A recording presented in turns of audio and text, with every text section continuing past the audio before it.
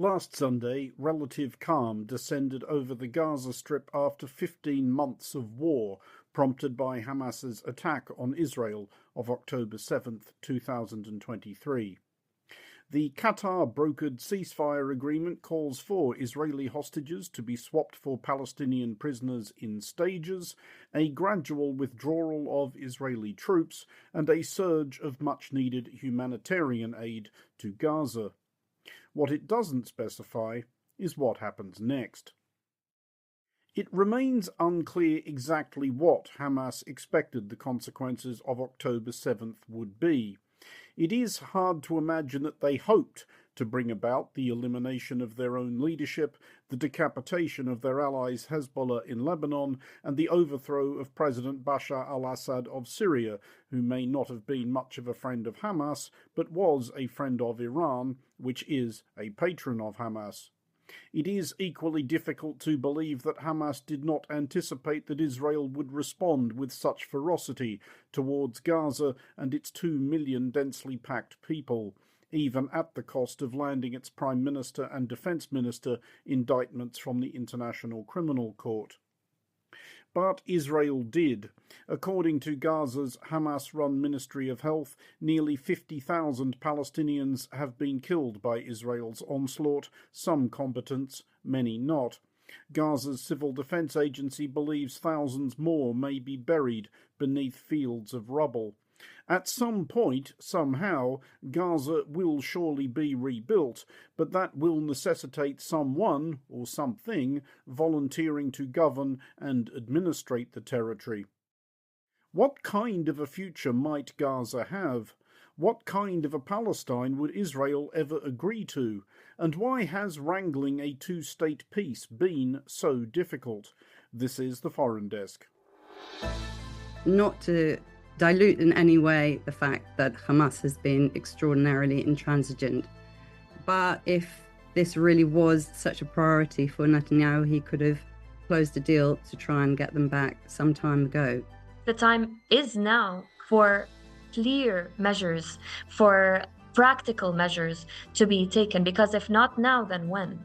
No other administration, and I worked in every administration from Jimmy Carter to Bush 43.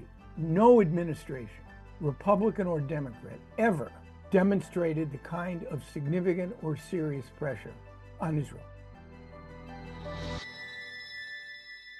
You're listening to The Foreign Desk. I'm Andrew Mueller. Our first guest is Esther Solomon, editor-in-chief of Haaretz.com, who joins us from Tel Aviv.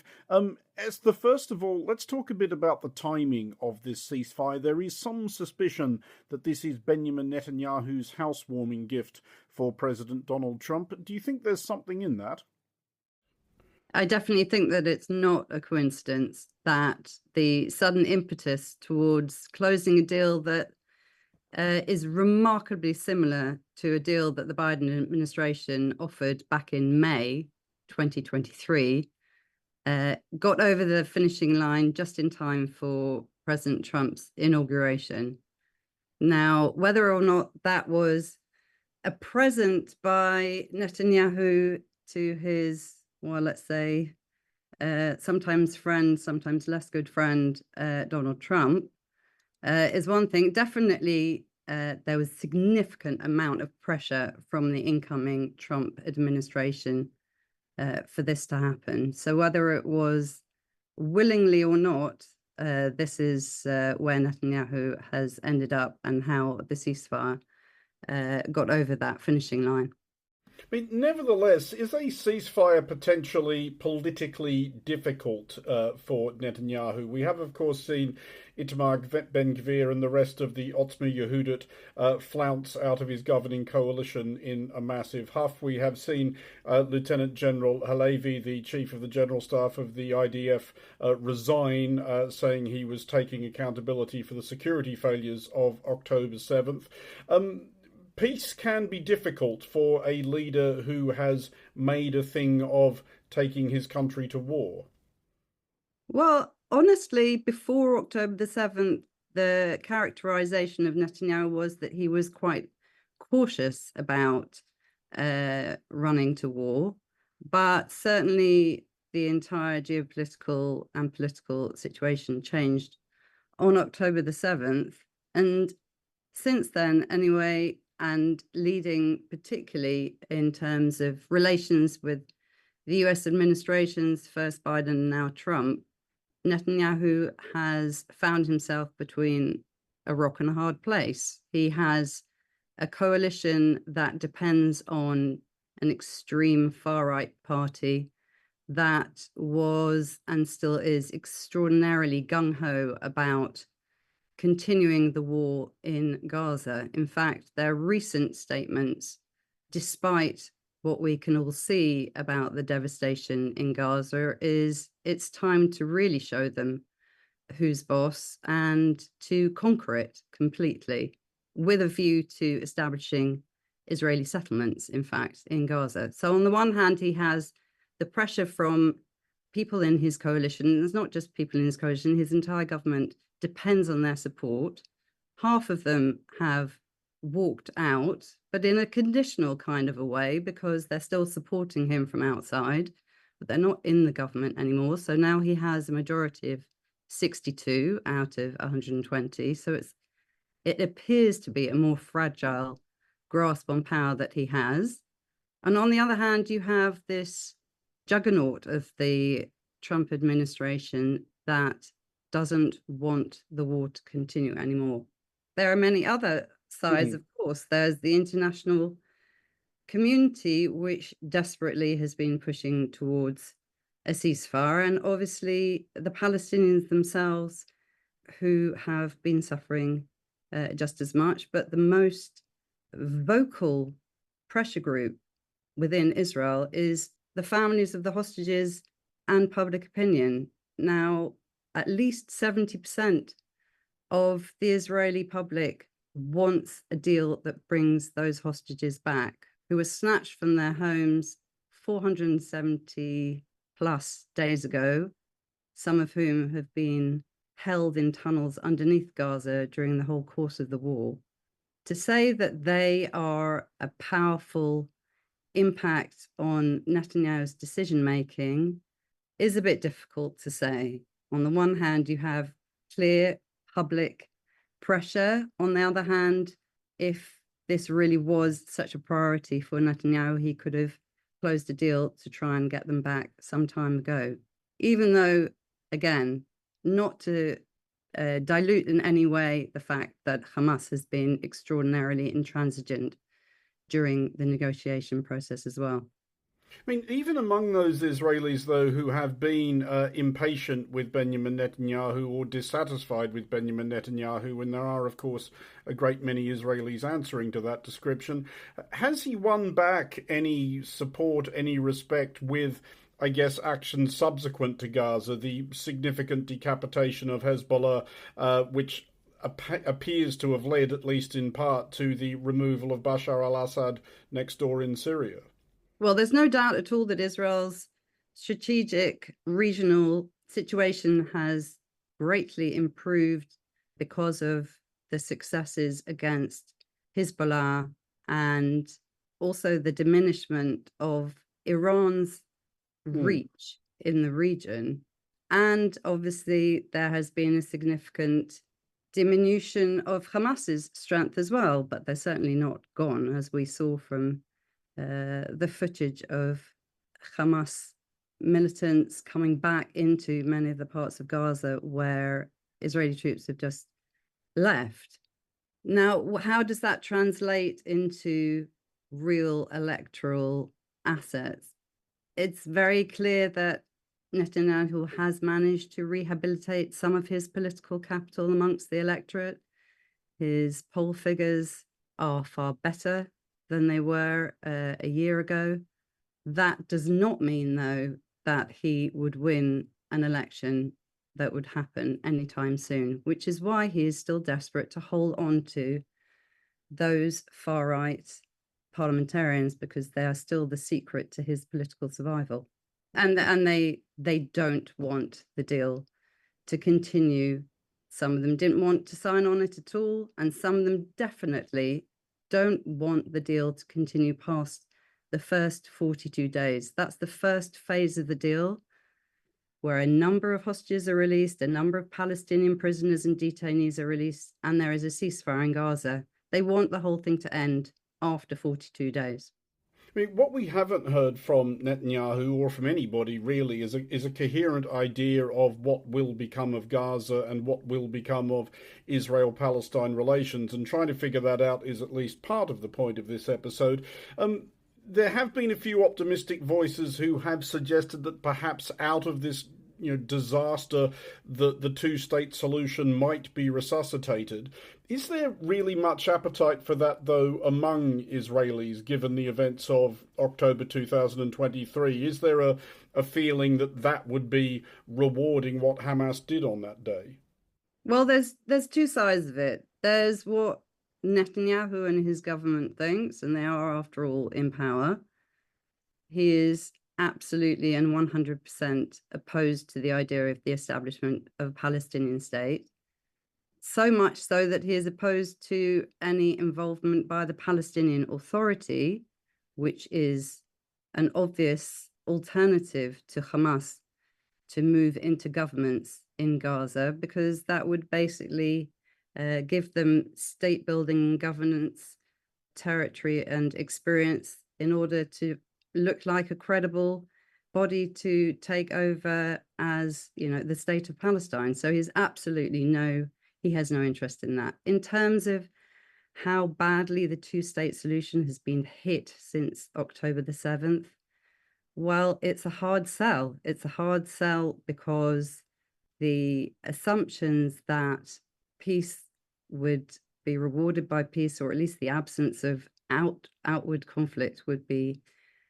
rewarded by an ongoing period without conflict, fell down into the trash can, let's say. But on the other hand, Israelis are certainly not enthusiastic about the idea of becoming the new conquerors of Gaza. They're not interested in having that kind of presence there.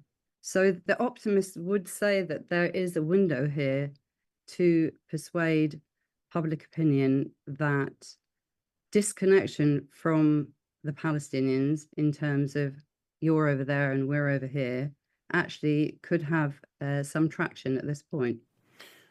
Esther Solomon, thank you for joining us. That was Esther Solomon, editor-in-chief of Haaretz.com in Tel Aviv. This is the Foreign Desk.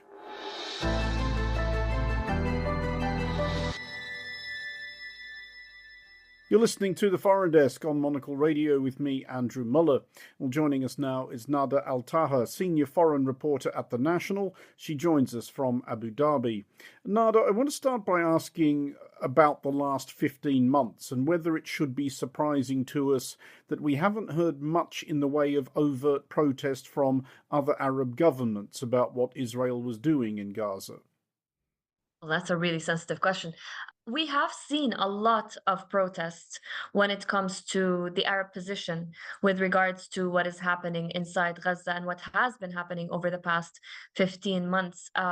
Even before October 7, 2023, we were almost on the brink of normalization between Saudi Arabia and Israel. All of that has been put on hold until actual measures were taken that can be trustworthy and can be seen on the ground towards the implementation of a Palestinian state, towards a route that can be actually trusted towards a Palestinian state. But everything that has been going on so far has not shown that we are on that path. A lot of trust has been broken, right, towards any measures that the international community is taking towards propping up the Palestinian statehood. And now we've actually taken, it seems, a few steps back with that regards. I'm not quite sure where we are at this point with regards to Palestinian statehood, but I know that the Arab states are in unification on a united front when it comes to what needs to be done. You mentioned there the process of normalization that appeared to be underway between Israel and Saudi Arabia, and also the Abraham Accords, which predated Israel's attack on Gaza.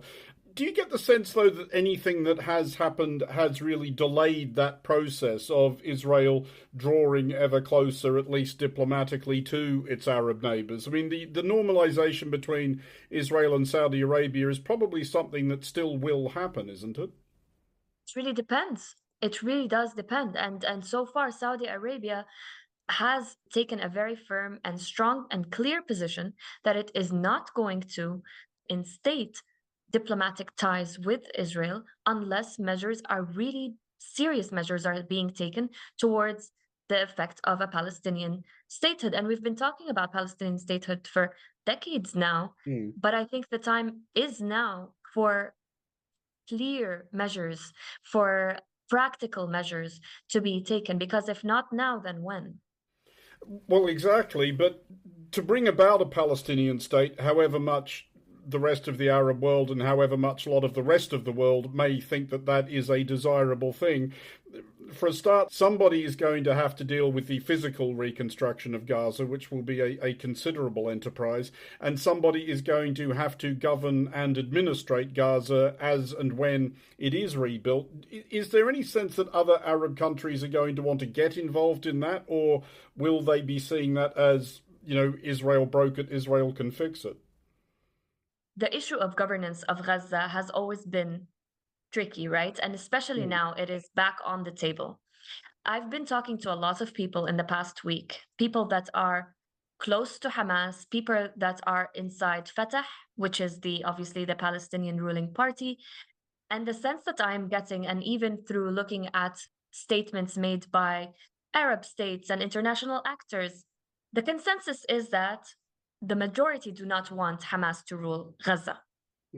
But the reality is that Hamas is part of Gaza. It's part of the community. It's part of the government. There are thousands and thousands of government workers inside Gaza that technically fall under the umbrella of Hamas. Palestinian Authority also admits and recognizes that Hamas is a faction within Palestine that needs to be recognized, that needs to be dealt with. But the issue then becomes that the consensus is also, whether it is among the US and the West, whether it's among Arab states, that the PA, the Palestinian Authority, is the rightful government and that they should be the ones that are administratively in control of Gaza. However, there is a big issue with the Palestinian Authority when it comes to corruption, to say the least. It is not popular internally. It is not popular even regionally. And yes, it tried to rebrand itself and it tried to come up with a technocratic government that took over last year, early last year. And I've had people tell me, why did it take this mass killing of Palestinians for the Palestinian government to come up with an alternative to what it was before? Regardless, this technocratic government is still not being seen and recognized as independent, transparent, or even strong enough to take over the Gaza Strip the way it is right now. And I was told this by Israeli officials, who have said to me that they still don't recognize that the Palestinian Authority is reformed enough. It is not where it needs to be. So neither the Israelis are happy with the PA as it currently is. Neither the Palestinians inside the West Bank are happy with the PA as it currently is, because they see it as an apparatus for the occupation. Neither is the region, states in the region, they're not quite satisfied. But the answer is the Palestinian Authority to take over Gaza. In what form? We're not quite sure. What role will Hamas play? Also not sure. This is something, so governance and rebuilding is something that is going to be discussed, I believe, on the 16th day or just about of the ceasefire agreement. It really is about political will, because who suffers the most? It's the Palestinian people, the people that have already lost a lot of things and are now seeing that their own government is not supporting them as need be.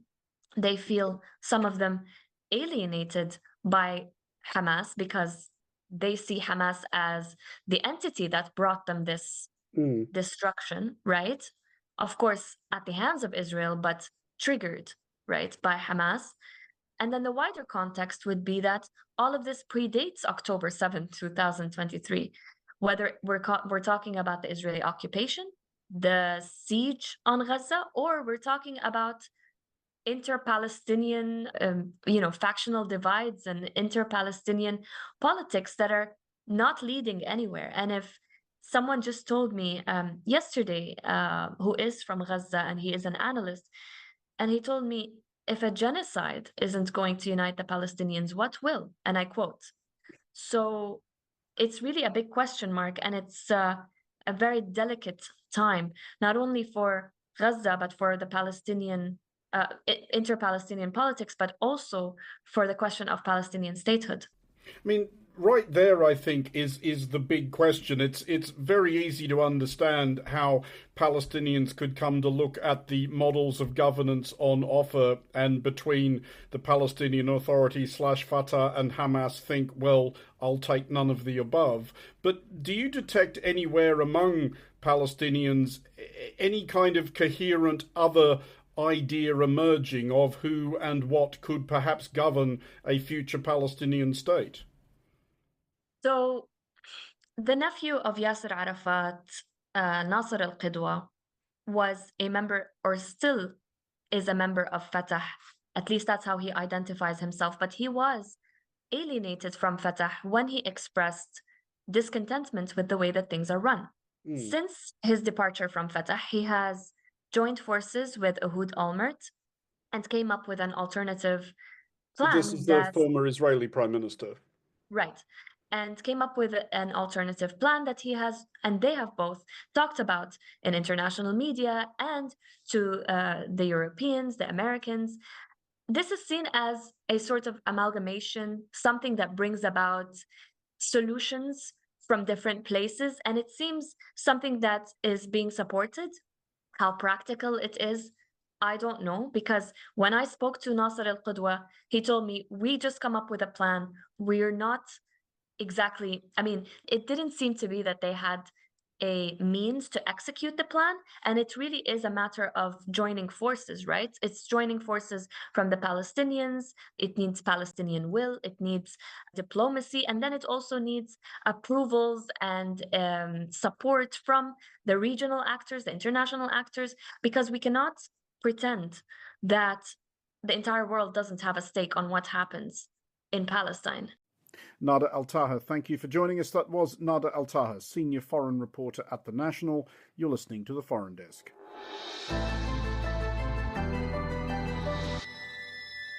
This is The Foreign Desk on Monocle Radio with me, Andrew Mueller. Finally, on today's show, any future attempt to wrangle a lasting peace in the Middle East will be far from the first. Efforts in that direction since Israel was founded in 1948 have consumed immeasurable diplomatic energy and political capital, and the lives of two prominent leaders who did show willing, President Anwar Sadat of Egypt and Israeli Prime Minister Yitzhak Rabin, both killed by people they supposed to be on their side. Well, we're joined finally by someone who knows better than most the difficulties of forging peace between Israel and Palestine. Aaron David Miller, former Middle East negotiator for both Republican and Democratic U.S. administrations, and currently senior fellow at the Carnegie Endowment for International Peace. Aaron, let's start with the big question. Is there a simple reason why the two-state solution, one Israel, one Palestine, has never happened? People have been trying to figure this one out now, coming up for 77 years. Yeah, I was only active in a part of that period during, I would argue, the most consequential effort to resolve the Israeli-Palestinian conflict at Camp David in July of 2000.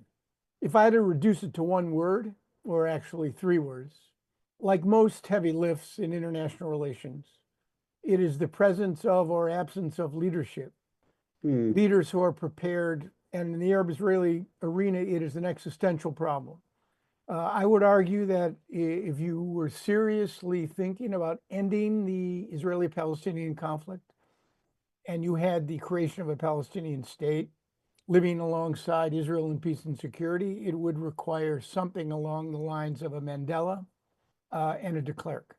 It seems to me, particularly in view of October 7, And October 7 represents a radical departure point where the forces of history are going to assert themselves over the forces of diplomacy. Mm. Because what Israelis and Palestinians have done to one another over the course of the last 15 months goes beyond anything in terms of trauma, violence that Israelis and Palestinians have inflicted upon one another. That's even true with respect to the Nakba, 1947 and 49, when 15,000 Palestinians were killed and 750,000 were displaced. This trauma for Israelis and Palestinians has reduced the lane for even incremental progress toward a conflict-ending solution. It's still possible, but it's going to require leadership. Let's go back to 2000 then. You talk about that being possibly the most consequential attempt to bring about some sort of settlement. How close did that actually come? Not close at all. We met 13 days, the core issues, and there are 5 of them: Jerusalem, borders, security, refugees, and end of all conflict and claims.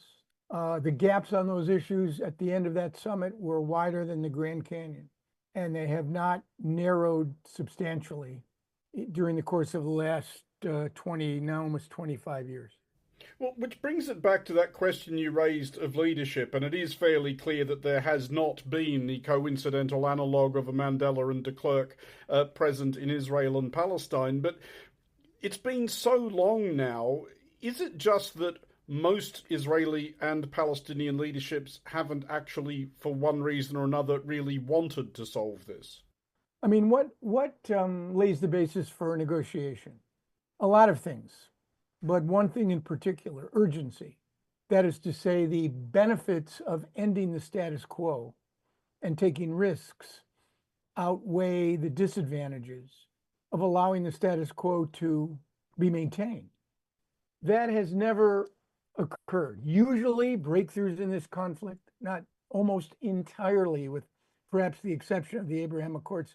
And the Abraham Accords were what I call out of conflict zone agreements. They were governed by a set of laws of political gravity different than the negotiations and conflicts in the actual zone of conflict.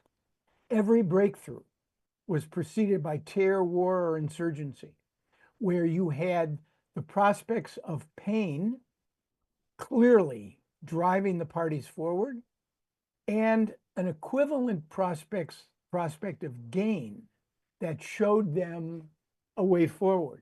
Here, you just have pain. And you just have pain because the incentives that need to be demonstrated to Israeli and Palestinian publics need to come from somewhere. And they cannot come, the international community, frankly, if you look at the last 15 months, I think you see, it's terrifying in its simplicity. The international community is a divided, self-interested, preoccupied, feckless force. It is wholly ill-equipped to do anything. No, you need an Israeli and Palestinian leader or leaders, and you need one other thing. You need a mediator that is prepared to apply ample amounts of honey and ample amounts of vinegar during the process of negotiation. On the subject of that mediator, though, do you think there's the remotest possibility that we at least have that? Donald Trump, during his first term, did make a fairly obvious effort at Nobel Peace Prize grubbing in the Middle East. He launched what was grandly called the Jared Kushner Peace Plan, which everybody seemed to have agreed never to speak of again about 72 hours later. If Trump was serious about this, though, if he did want to be that mediator, and this is beyond his remarks about Gaza being a phenomenal location, where would he even start? Well, he'd start with an internal assessment of whether or not, A, this was a priority for him. This man has a very full agenda, as the last 4 or 5 days suggest, and it's largely domestic. When I look at the last 15 months and I look at the issue of sustained and significant pressure from the Biden administration on the Netanyahu government, and I look back on the history of the U.S.-Israeli relationship, coming to the conclusion that only one American president ever asserted the kind of pressure on Israel that normal humans would regard as significant, and that was Dwight Eisenhower, who threatened political and economic sanctions against Ben-Gurion if he did not withdraw from Sinai in the wake of the British, French, Israeli effort to seize the canal back from Nasser. No other administration, and I worked and was in every administration from Jimmy Carter to Bush 43.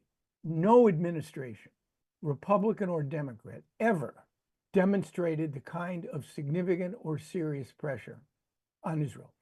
Just as a final thought, for all that decades of sort of patient, painstaking diplomacy, some of it enacted by yourself, have not resolved this issue, is there, and I'm trying to be optimistic here, the faintest hope that Donald Trump's peculiar brand of impatience might break a logjam? I'm thinking of a conversation I had a couple of years ago with a then serving European Prime Minister who said that if this is ever going to be fixed, he said it is basically going to take a President of the United States sitting everybody down at a table and banging their heads together and saying this is what is going to happen.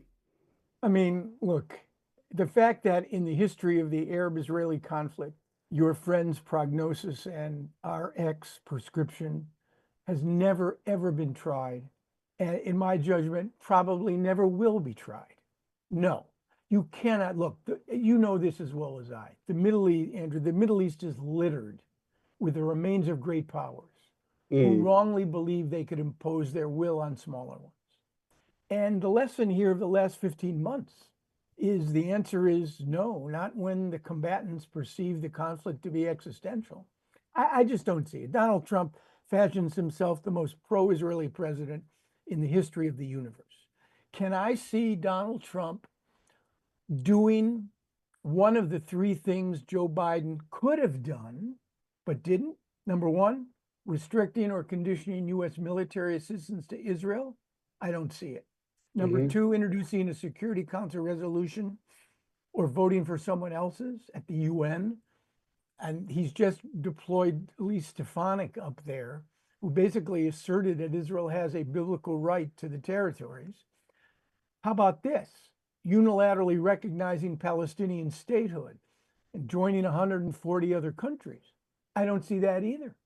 Donald Trump's advantage lies in his unpredictability and his uncertainty.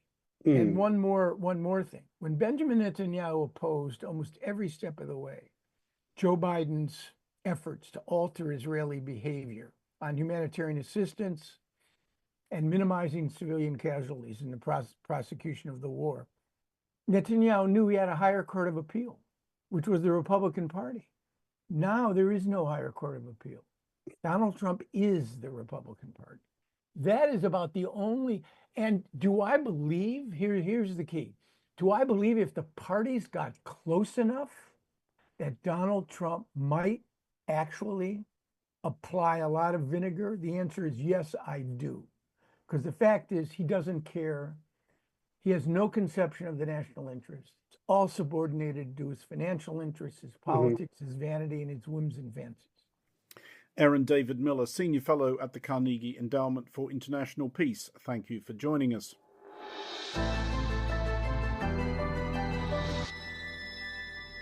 That's it for this episode of The Foreign Desk. We'll be back next week, and look out for The Foreign Desk Explainer, available every Wednesday.